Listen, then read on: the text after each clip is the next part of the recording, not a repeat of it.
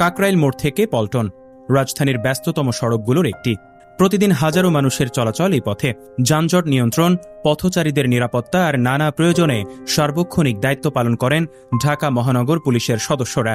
কিন্তু আশ্চর্যের বিষয়, দীর্ঘ ২.৫ বছর ধরে এই এলাকায় দায়িত্ব পালন করলেও পুলিশ সদস্যদের জন্য নেই কোনো পুলিশ বক্স।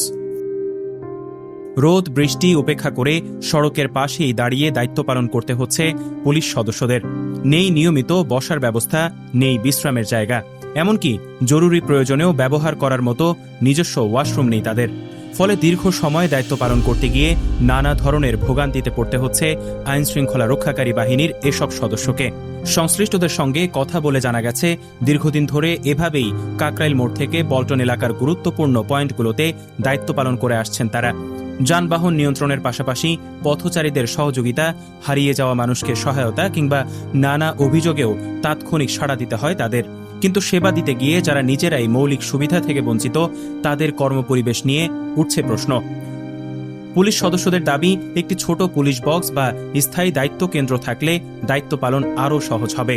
একই সঙ্গে বাড়বে নাগরিকদের সেবা দেওয়ার সক্ষমতাও।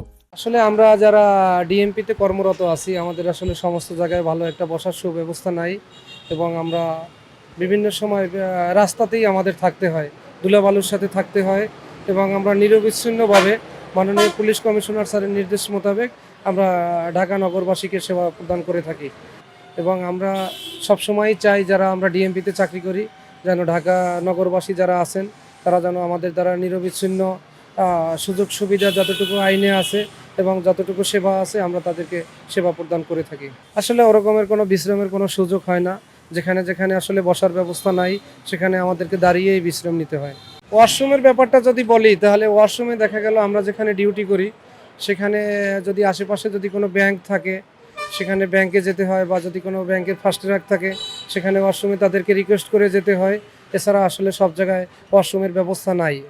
নগরবাসীরও প্রত্যাশা, যারা প্রতিদিন মানুষের নিরাপত্তায় সড়কে দায়িত্ব পালন করছেন তাদের জন্য অন্তত বসার জায়গা, বিশ্রাম ও প্রয়োজনীয় স্যানিটেশন সুবিধা নিশ্চিত করা হবে। শাহ মনির, অগ্রযাত্রা প্রতিদিন।